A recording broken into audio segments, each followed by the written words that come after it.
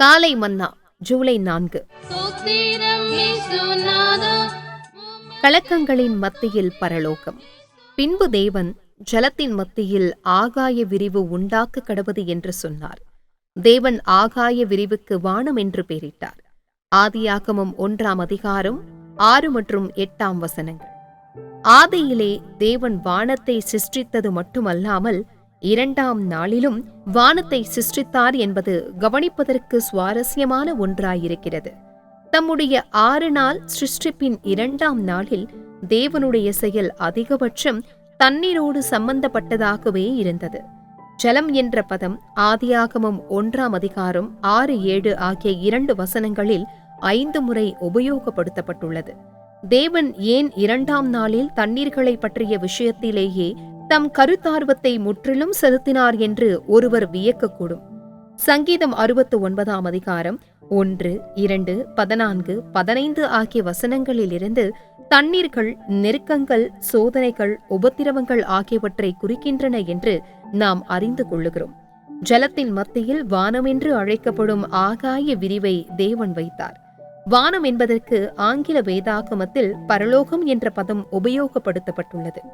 ஆகவே தேவ பிள்ளையே, ஜலங்கள் அல்லது கலக்கங்களின் மத்தியில் தேவன் நமக்காக ஒரு நரகத்தை அல்ல, ஒரு பரலோகத்தையே வைத்திருக்கிறார் என்பதை உணர்ந்து கொள்ளுவது நமக்கு எவ்வளவு ஊக்கமளிப்பதாகவும் நம்மை பக்தி விருத்தியடைய செய்வதாகவும் இருக்கிறது. இந்த வானம் ஒரு மூலையிலோ அல்லது ஜலத்தின் பக்கவாட்டிலேயோ அல்லது ஜலத்தின் கீழோ மேலோ இராமல் ஜலத்தின் மத்தியில் இருக்கிறது. கர்த்தருக்கு ஸ்தோத்திரம். அதுபோலவே நம்மை சூழ இருக்கும் தண்ணீர்கள் அல்லது கலக்கங்கள் மத்தியில் நாம் பரலோகத்தை அனுபவிக்கும்படியாகவே நம்முடைய அன்புள்ள தேவன் அவைகளை அவ்வப்போது நம் ஜீவியத்தில் அனுமதித்தார். ஆகவே நான் ஆழமான நிலையாத ஜலத்திற்குள் வந்திருக்கிறேன், வெள்ளங்கள் என்மேல் புரண்டு போகிறது என்று கூக்குரலிடுவதற்கு பதிலாக நான் பரலோகத்திற்குள் வந்திருக்கிறேன், இங்கு மகிழ்ச்சி என்மேல் புரண்டு போகிறது என்று நாம் ஆர்ப்பரிக்கலாம். கர்த்தருக்கு ஸ்தோத்திரம். Morning Manna, July 4th, 2026.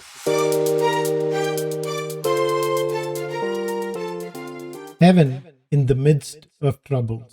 God said, "Let there be a firmament in the midst of the waters," and God called the firmament heaven.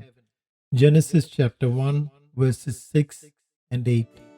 It's quite interesting to observe that God created heaven not only in the beginning but also on the second day, only with contrasting elements as compared to the first time.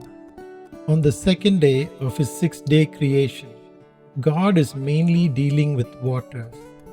One may wonder why God is devoted to the subject of waters on the second day, for we find the word waters 5 times in the 2 verses, Genesis chapter 1, verses 6 and 7.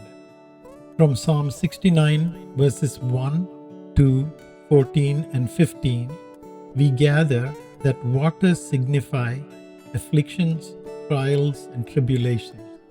In the midst of the waters, God set the firmament called heaven. How encouraging and edifying it is for children of God to realize that in the midst of troubles, God has not kept for us a hell, but a heaven. This heaven is not by the side of the waters or on top of the waters, but in the midst of the waters. Hallelujah. Our loving God often permits waters or troubles to surround us so that we might enjoy heaven in the midst of them. Instead of crying, "I am come into deep waters where the floods overflow me," Psalm chapter 69, verse 2, we can shout, "I am come into heaven where joy overflows me." May God bless you.